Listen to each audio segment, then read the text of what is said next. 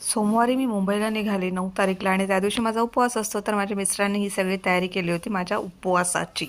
कळलं का?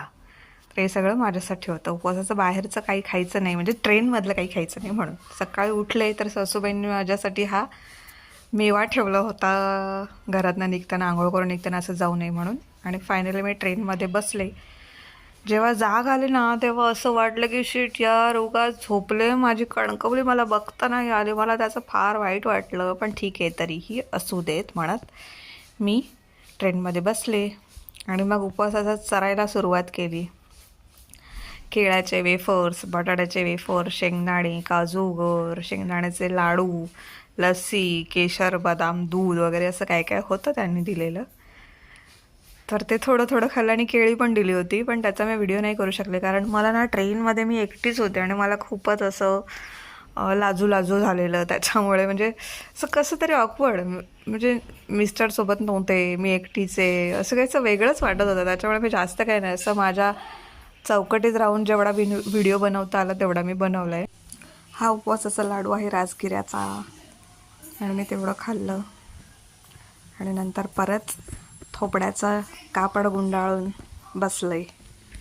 हे बघा, मग झोपले थोडा वेळ. कारण काय ना, स्लीपरचं तिकीट काढल्यानंतर ना दिवसाचं झोपायला मिळतच नाही. पण दुपार झाली तशी मी त्या बाजूला बसलेल्या दादा कोण होते त्यांना सांगितलं, त्यांची भाषा वेगळी होती, सो मी त्यांना सांगितलं की मला आता माझं वर्थ हवं आहे. ते झालं. उठल्यानंतर परत मी बटाट्याचे वेपर्सवरती ताव मारला, इकडे तिकडे बघत बघत. बोर तर होत होतं. कसं मिस्टर असले ना सोबत की कसं बोलणं, हसणं, खेळणं हे सगळं असतंच. नंतर मग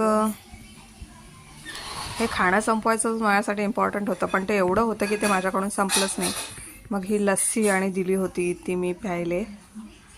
तर लस्सी होती आणि केशर दूध होतं. हां, आणि झोपल्यामुळे माझ्या कपाळाची टिकली कुठेतरी फिरायला गेलेली. तर ही बघा, खायचं प्यायचं झोपायचं, खायचं प्यायचं झोपायचं, हेच काम फक्त मी करत आले. आणि जरा झोपून उठल्यानंतर ग्लो छान येतो चेहऱ्यावर. नंतर मी पोचले. पुढचा व्हिडिओ नाही केला आहे. धन्यवाद.